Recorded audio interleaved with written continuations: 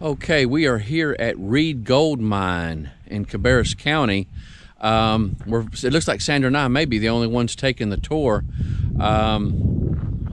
They have a trail that's over in this direction, and there's a grave site that we're going to check out. Looks like it may be about a 1.5 mile walk, but we got plenty of time. We got the entire day, and so this is the only thing we're planning on doing, and then we're going to head over to Camping World and stay at their campsite. John Reed was actually not born in America. He was born overseas in what is now modern day Germany. By the time he was born, it'd be Prussia at the time period. Okay. We do not know the exact year he was born at, but we do know he was born in a small village called Hesse-Castiel. When he came of age, he decided to join his local militia, mostly to have a stable job.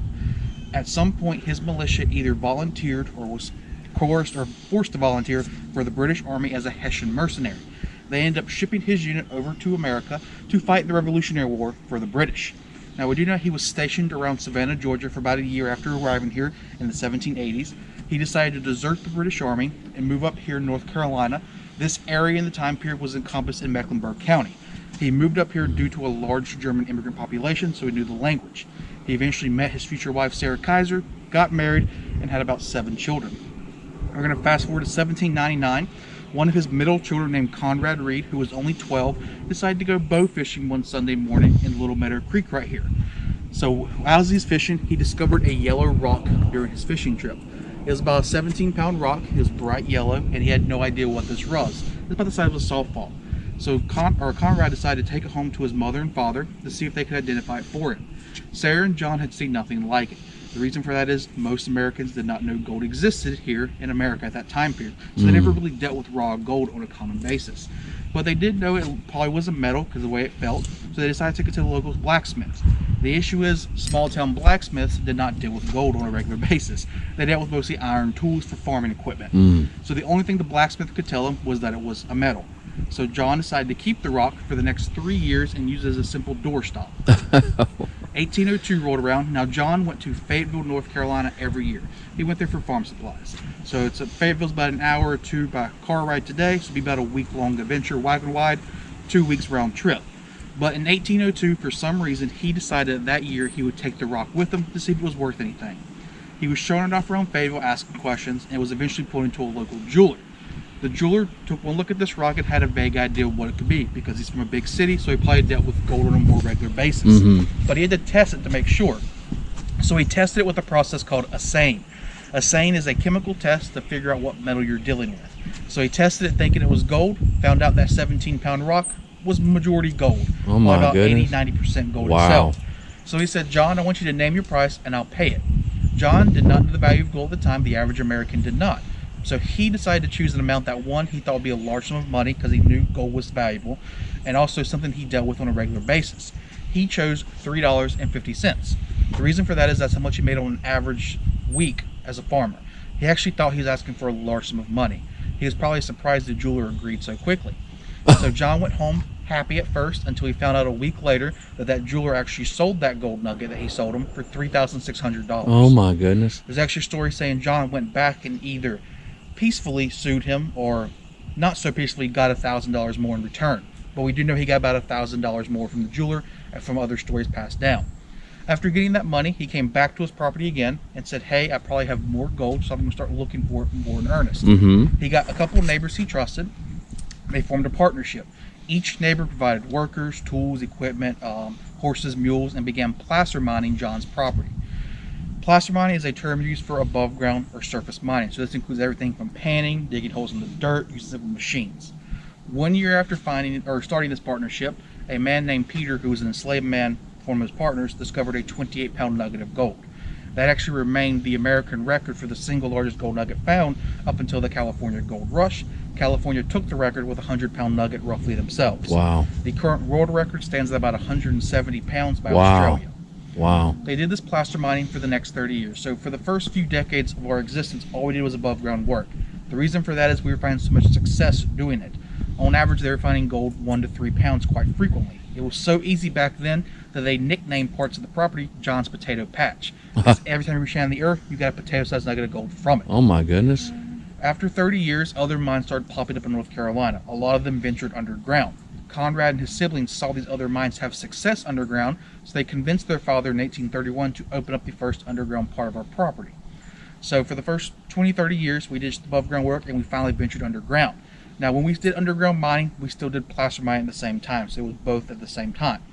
John only allowed them to mine on property he could not farm on, so he farmed the entire time. He went from a small-time landowner of about 70 acres before this started to a large-time landowner of about 1,000. We believe no more than 10% of that actual 1,000 was used for mining itself. The other 900 was about for farming. The reason his placer gold was so valuable, on average, it was around 20 to 22 carats pure. So it's very pure for gold itself. So it's about 89% pure. So that's why he made so much money so quickly. Wow. Also made it. That's why people wanted his gold so much, to buy it at least. Is there any questions before we make our way to the next stop? Well, she used to work in the jewelry business, so she knows a lot about gold and stuff like that. That's amazing. Wow. So, y'all buy gold by the carats and I guess ounces? It's grams. You do grams? Okay. Yeah. So when they used to, so when we ever think of gold today, we think of, sell it by the gram or the ounces. They had so many different ways to sell it. They had penny weights and different types of ounces. They have troy ounces. They sold by regular ounces. If you ever look historically about gold, silver, it's just confusing because when you read a story, they'll switch from penny weights and later on the story is back to ounces and back up to grams. So is that what they do in the? It's just grams, yeah. Yeah, her parents used to own Dee's Jewelers in Salisbury, and then now it's been sold to Debbie Bernhardt, and so now Debbie Bernhardt's got it, but her father retired a number of years ago, but wow, you were in the business for how many years? 25 years, and so it's just amazing to see how gold fluctuates too. Yeah, it is amazing. You know. So I know gold is sold pretty much in just gold, rose gold, and white gold. Did y'all ever have any other exotic colors instead of gold? No, I've heard of green gold, but no, we didn't. Green gold? So that's like the Black Hills gold. Huh? Black Hills gold comes in the different colors. So you can theoretically make gold any color you want to. Really? Actually mix other metals with it. So rose gold is actually gold and copper. White gold is gold and silver, gold and nickel. Wow. The reasons they don't really do it that much, on purpose at least, is a lot of people don't want to buy beyond white, silver, and rose. And also there's quite a few metals worth more than gold, so it's not as cost effective. Wow. It's an amazing thing to think of that little kid finding that.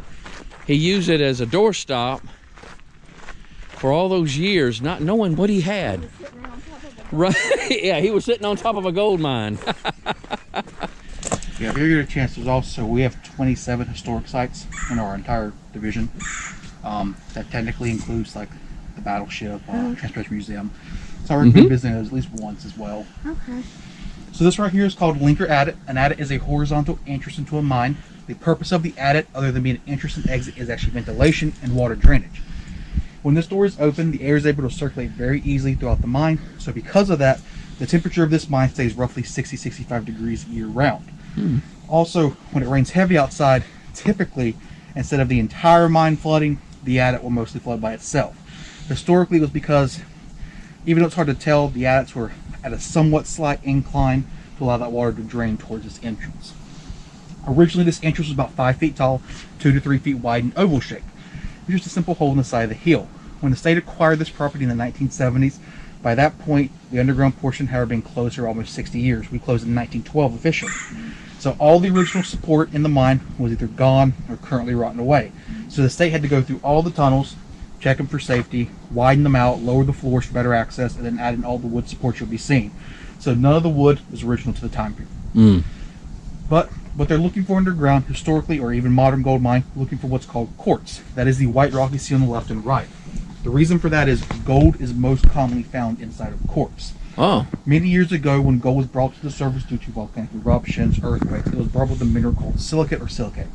As time progressed, that silicate hardened over time and eventually turned into quartz, essentially.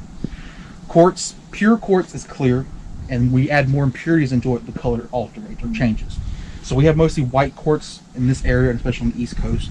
It could be dark black, rose, blue. Blue is the rarest color right now. Quartz is one of the most abundant minerals on the entire planet, so you can find this almost anywhere. For the Americas, you'll have more darker colored quartzes like in the Smoky Mountains, more rosy colored quartzes in South Dakota Badlands, stuff like that. But mostly, for the most part, it's white quartz in this area. They would find veins of this white rock and take a test sample out. Back then, they had to get a certain amount of gold for every 5 feet of rock dug out or so to make it worth their while. If they did not hit that amount, they didn't bother digging out the entire vein. This is where historic mining had some issues with the amount of gold they were finding. They never checked the small veins because they automatically assumed that meant small profits. And also, technically, the amount of gold does not stay consistent throughout the entire vein. It's kind of luck based. So you could have actually more gold at the end compared to the beginning, vice versa. Sometimes you might get lucky and it stays relatively consistent, but it does fluctuate to a certain extent. So that's where historic mining, historic mines typically always have gold left over at them because they just didn't take everything out with them. Modern mining takes it out of the picture. They take everything because it all adds up eventually. Especially the smaller pieces of gold will eventually end up being bigger than big ones, so it just varies. Well, modern mining do what's called pit mining, or just you take an acre of land, dig down the entire acre, and take everything out. This vein work is very inefficient just because of it's guessing. The only mine I can think of that still does vein work like this is like coal mining, and that's just because pockets of coal form differently than how metals form, and I should say. Any questions? No, that's quite educational on that. I didn't realize that's where they found gold at. It's technically not necessary, but it increases your chances exponentially. Just watch your head for the first 100 feet, and just close the door behind us, please.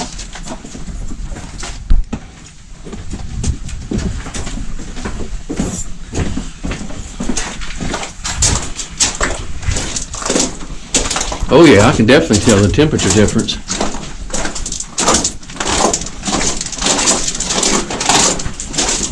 Come down here and hang out and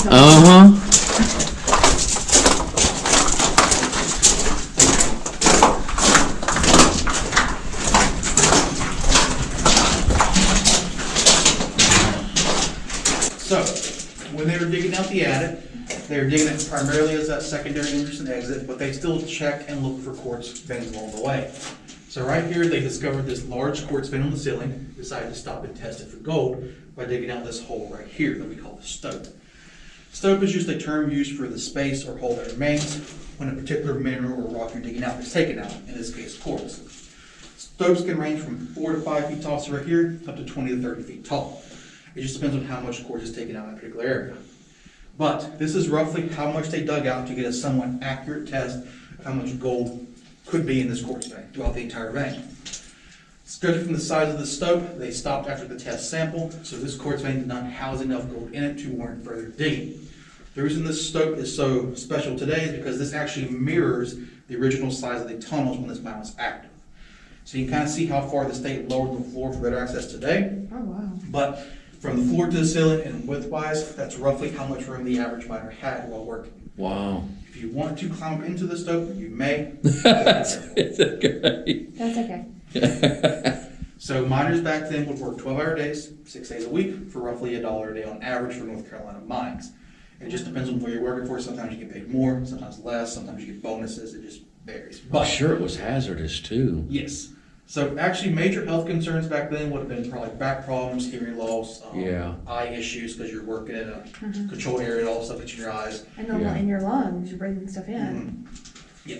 And then, I mean, everybody always thinks of, major accidents, deaths, but even though they did happen, the other health concerns have been more abundant, I would say, than the occasional death.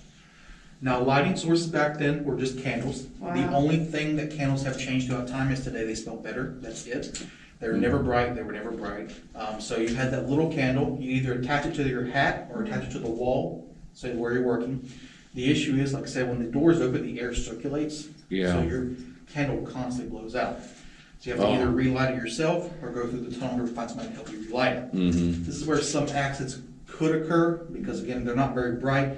And you're always hearing noises, so you can't really hear somebody walk up next to you while you're working. Now pickaxes then vary.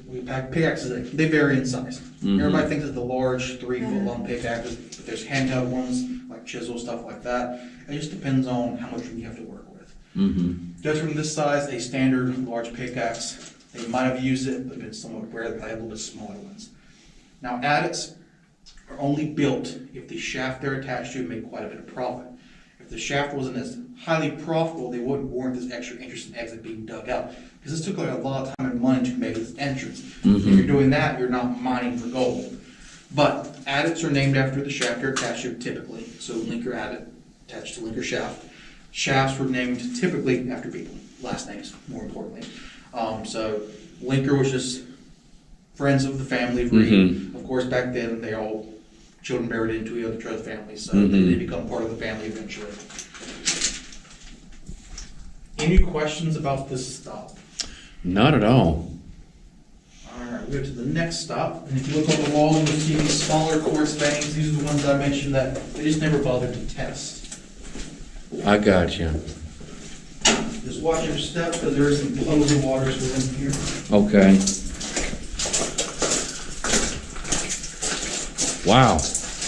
It just goes right on through there.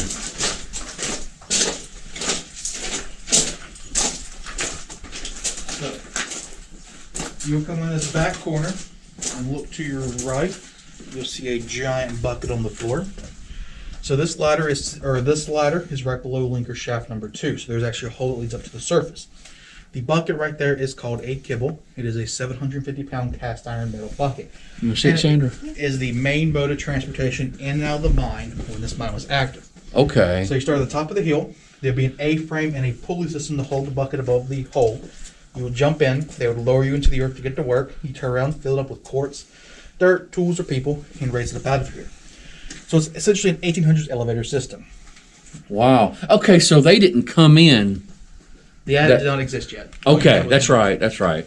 So this bucket alone is 750 pounds. When it can get full, depending on how much you pack it, it could probably get up to 1,500 pounds. It just varies. Wow. Now, they didn't always use metal kibbles. They sometimes use wooden ones. It just depends on, well, when they started the mine, what technology was like at that point. But it depends how much money you're willing to spend. Right. Now, we are about 55 feet below the surface. That is the level of the water table for this area. Early on, the miners had no real way to pump the water out, so they couldn't really dig past this point. So they stopped at 50 feet, which is why vein 4 above you is higher than us today. With the help of a steam engine, they could then use that to pump the water out efficiently enough to allow them to dig deeper. On average, our shafts went to 90 feet in depth, with our deepest at 150. Wow. 150 was called engine shaft. It's named after the steam engine itself that was at the top of it. But we have an example of the level of the water table just right here. The reason it's full today is because North Carolina has graciously gave us months of rain. Oh, yeah. It'll probably take a month of no rain for that to eventually start going back down. Now, if you look up into vein 4 is actually special. It's 100 yards long. It's one of the longest continuous veins on the property. Up in vein 4, you'll see these little timbers across the wall. Those are called stole timbers. That is what would be protecting the miners back then from cave-ins. So all the wood we have right here did not exist. You had that little timber or timbers spread out to hopefully hold it in place. This is the reason why cave-ins occasionally happen, just due to the minimum safety standards. Yeah, that's what I was thinking. Oh, man, that would be the biggest thing I'd be scared of. Wow, check it out. Any questions about this stuff? No. All right, we'll go to the next one. Oh, my goodness. As claustrophobic as you are?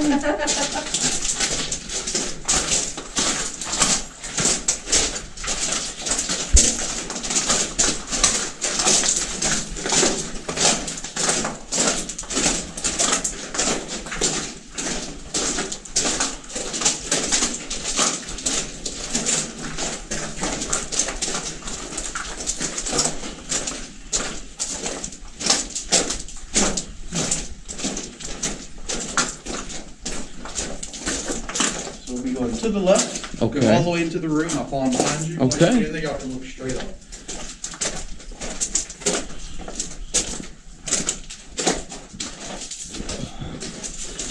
Wow. So we are at the working test now. about 55 feet roughly below the surface. The ladder and platforms to the left would not have existed historically. Most of the wood would not have existed historically as well. Above our heads is a smaller kibble, about 250 pounds. So what we had wooden wheelbarrows at Reed Gold Mine to transport material, mostly because our tunnels were too narrow, and also ore quartz were very expensive, so Reed would pay for them. So we have the wheelbarrow full of quartz, push it towards the shaft entrance, and ring a bell. The bell allows the men on the top of the hill know to lower the kibble. You then fill it up with whatever you're going to take out of the mine, whether it be people, tools, equipment, dirt. Ring the bell again, they'd raise it up out of here. This is your only way in and out of the mine. Typically, shafts historically were not connected underground, at least for gold mining. At least for this location, at least. Typically because they're their own work crews, so they're separate entities on the site. And you don't want to break into somebody else's gold or somebody else's work by accident. So Morgan and Linker originally never existed together like this. The tunnel you just went through was actually made by the state of North Carolina when we acquired the property for the tour. But shafts, depending on where you work, you either have wheelbarrows, ore carts, or both. Typically you'll have either wheelbarrows or both ore carts and wheelbarrows. So the ore cart in the back corner is used the exact same way as a wheelbarrow, just on a bigger scale. It takes more people to push or pull it, or maybe an animal. It also takes a wider tunnel on average. Now I said you can only use both because if a mine has ore carts, they still would use wheelbarrows, because when you're digging a brand new tunnel, following a brand new vein, you don't immediately lay down rails. You have to first see if it's going to make money, because putting down rails is expensive work. So you have to wait for it to start making consistent money to warrant that extra expense. Also, we had 37 shafts in our history. They were not all active at the same time. The number of active shafts is dependent on the number of workers you have. More workers, you have more shafts working. But at Reed Gold Mine, we probably had no more than a few hundred people working at any given time, because we're mostly family and friends for the most part. And you also have to remember, a shaft does not just include the workers underground. You have people working above ground using the kibble. You have people above ground using the wagons to transport the material from the kibble to the Chilean mill, the stamp mill. People working both the mills, the steam engine. You have people above ground panning the entire time using above ground placer mining techniques. So everybody worked at Reed Gold Mine. Everybody worked at most mines, women, children, men, everybody. They all got paid, just the amounts vary depending on the work. And of course, children probably got paid, but we're not sure if they actually kept the money. But it was either work at mines or farming, and mining was very lucrative and got you more money, but it was also a risk. But if a shaft had an ore cart and it shut down for whatever reason, whether it was lack of workers or just stopped making money, they would take the ore cart and rails with them to be used at a different shift.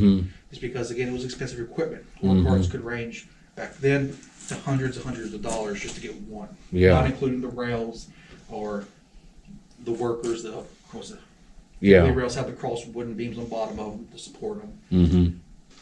Wow. Any questions at this stage? Is that about the size of what the original shaft looked like?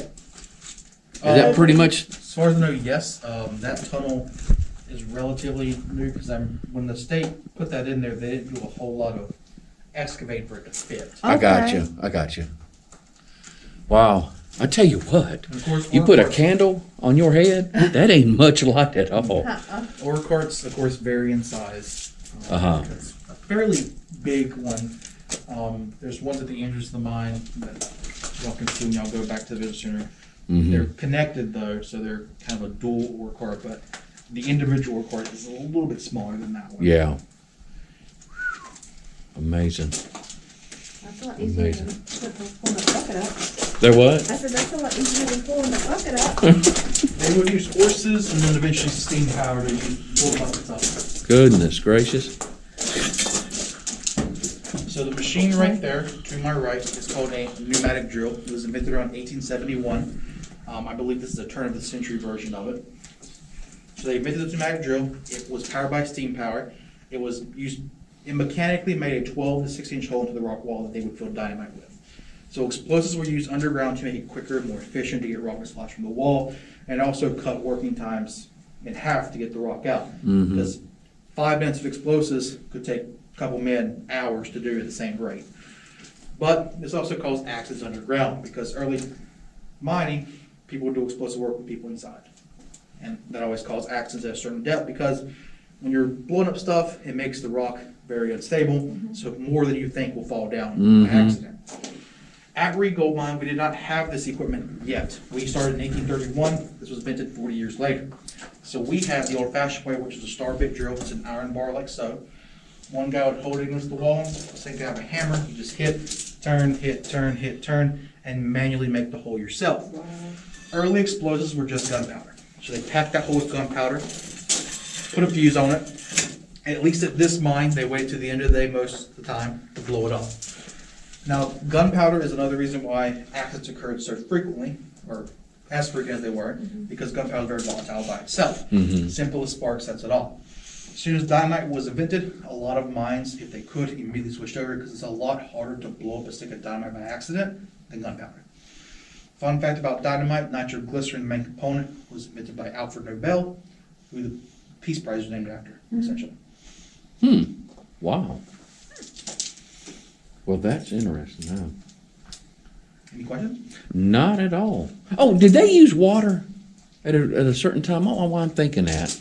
Am I thinking that more of a side of a mountain way of removing the dirt and rocks and stuff like that? I didn't know if they did that underground. It seemed like it wouldn't be as Water was only really used here for running the stamp mill. okay. Because it required water to run it accurately. Mm-hmm. As far as I know, historically, at least for gold mining, there was no use of water in that way. Mm-hmm. Didn't know if they used to blast it away. I've seen it before, but I'm not sure if that was common or if it was just some places did it because they had better access to water. But I would think that'd be much later than probably the 1900s, just because that's when I guess pressurized water became more used. I should say. I don't know why I was thinking. I seemed like I saw a film or something where they were actually using pressurized water to take dirt off of a mountain or whatever, off of a hill or something like that. And so I didn't know if they used anything like that in here. It seemed like the water would kind of get in the way afterwards, but I mean, if it's above ground, then I can see them doing it, but underground, that creates too many issues. Because the water would seep into the rock, but only so much. Because unlike above us, we don't have that 20 feet of dirt layer soil to absorb it. We just have rocks that will eventually flood the mine. Interesting. Okay. So you come in this back corner, you look up in this direction. Now I mentioned vein number 4 was our longest vein on the property. This is vein 4 again. It goes roughly another 20 or so yards in that direction to your right. So attached to vein 4 is the gallery. Gallery is similar to a stope, but the gallery just refers to pretty much everything being taken out or just making a massive room. This gallery at its peak is 35 feet tall, about 10-15 feet wide. So they found so much quartz and gold in this one area, it warranted digging out this entire room. They actually dug up into the ceiling at this point, where it's extremely dangerous to do that. When you're digging down, if something collapses, as long as there's not a cave below you, you'll fall down a couple feet at most. But if you're digging straight up, you don't just have a couple feet falling on top of you, you have whatever 20-30 feet of rock and soil above you as well. Well, they took the risk and it paid off in this location.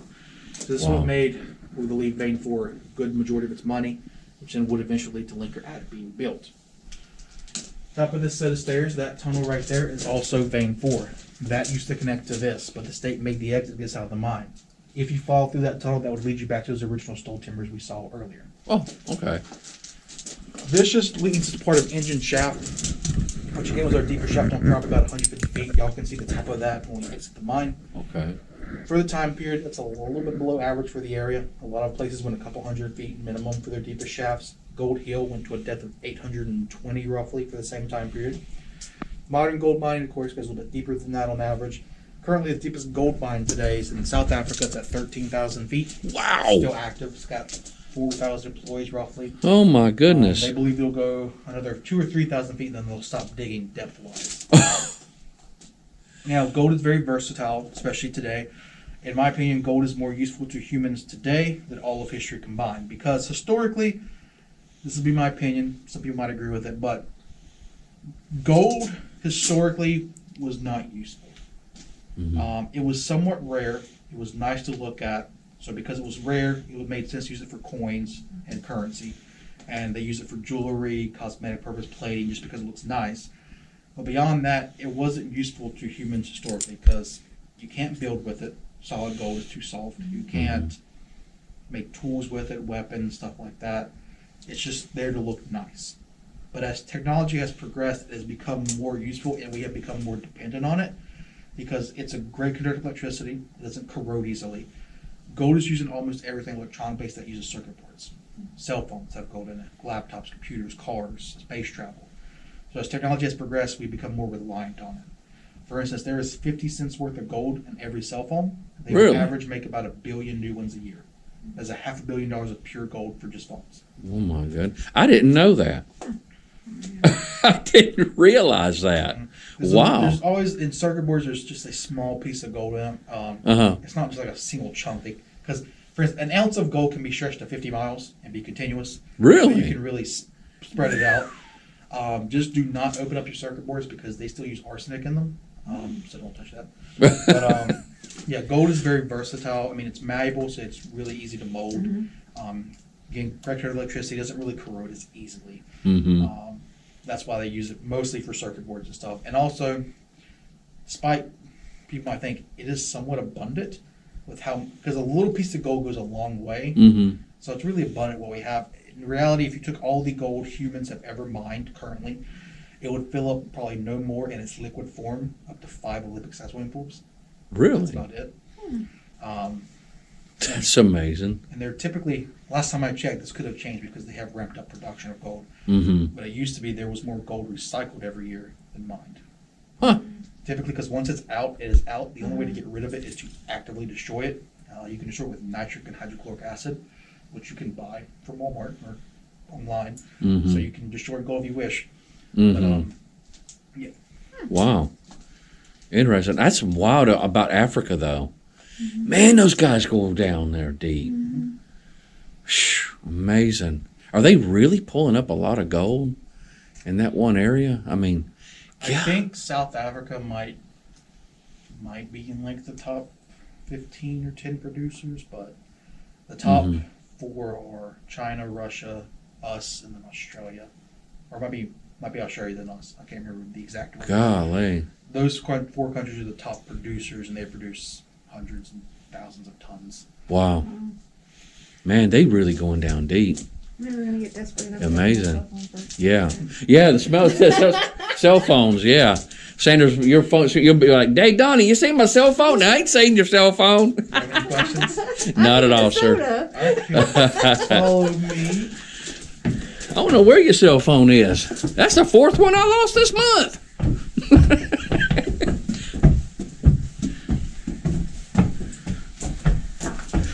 These things right here. What is that? Where something used to be here? No, have you ever been to Charleston? Uh-huh. At the historic houses with the hurricane, earthquake bolts, whatever. It's the same thing. So they're just 5-6 foot long poles that have prongs that pop out to stabilize the rock wall. Oh. Okay, so they go into the wall itself. The wall itself. They look like they've been here for some time. Since the 70s. 70? It's probably just rusting. Since the state acquired it, yeah. Okay. Interesting. There are so many. There's just here, there. Here, okay. So it's there to kind of, for the structure, Yeah, because, I mean, integrity. I'm assuming it's because typical wood support wouldn't work here. Probably because it was so unstable, just trying to, because you have to put the standard wood support, you have to mine quite a bit of this rock back. Yeah. So it probably just was too unstable to do that. So they just put the rock bolts instead. Oh, interesting. Or, my opinion, they might have been, because when the state did all this widening, even though it would look kind of historic, they had to follow 70s, 80s mining practices laws. So they probably had to put this in because of this area. I got you. That's interesting. Yeah, learn something every day. Watch y'all's head for the next 15 feet.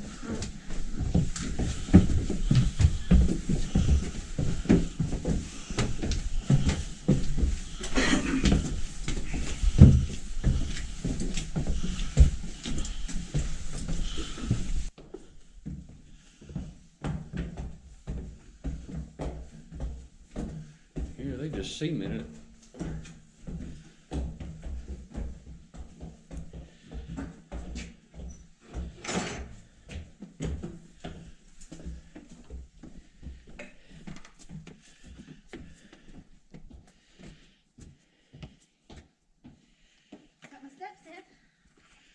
I hear you.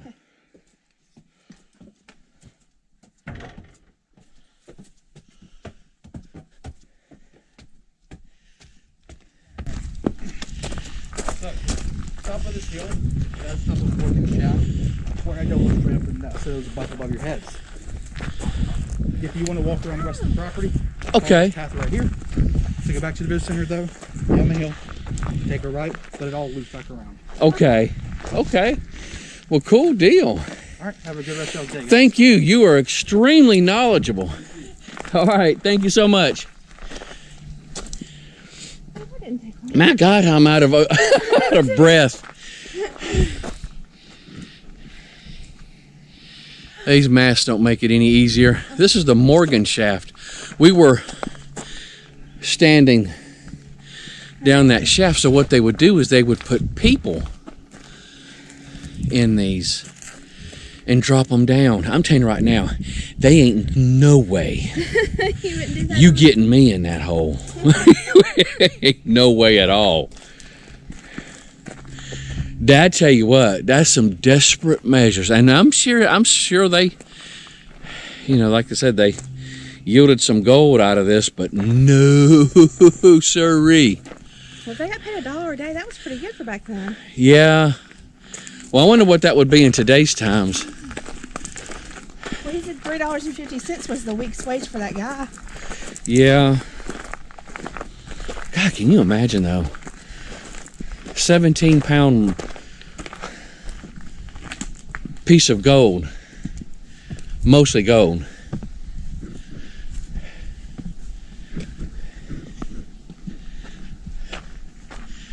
And not even knowing what you have.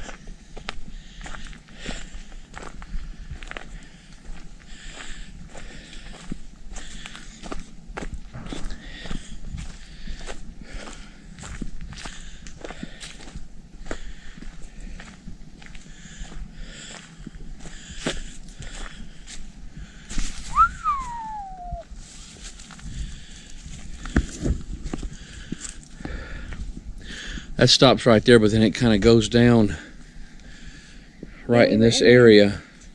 We were in there. Yeah.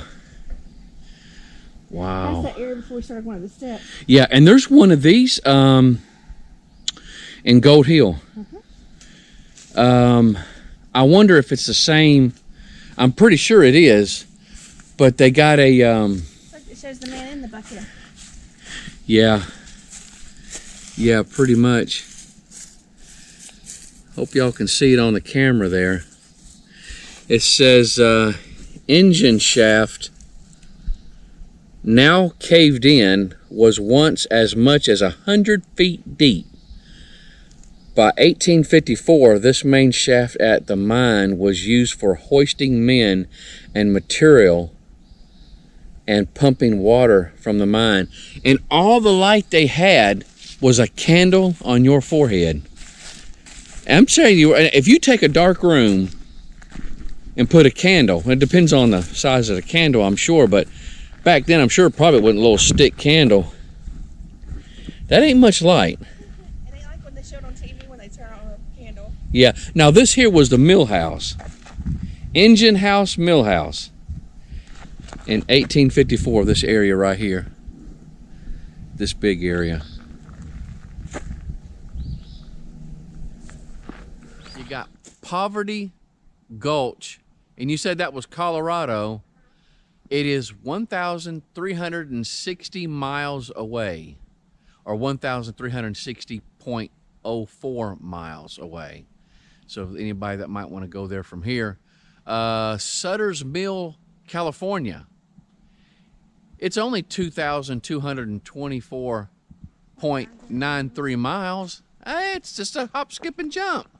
Skagway, Arkansas. Sagway, Arkansas. What? Sagway? Skagway. Skagway. Skagway, Arkansas. Right here. It is 2,943 miles. 0.93. Okay, 2,943.93 miles. I'll get it right. Here's one. El Dorado. El Dorado right here. That is How far is that? 27.87 miles. We gotta find out where that is. Yeah, we'll be there. We'll be going there. Oh, here's Charlotte. Charlotte, and we came from Charlotte. It's 21.62 miles. New Orleans. New Orleans. 168. Is 668.68 miles from here. Here's one from here. I can't. Do you know what that says? No, don't mess with it. Daylone? No. Dahlonega? No. Delone, Georgia? Yeah. Yeah, Delone, Georgia. Dahlonega. It looked like it was all one word. 206.02 miles. Philadelphia. Pennsylvania. 433.23 miles. And Carson City, Nevada. 2,164.12 miles. Cripple Creek, Colorado, 1,375.06 miles, and San Francisco, California, 2,320.30 miles. And so, again, you could be there by lunch, I'm sure, the way I see some people driving.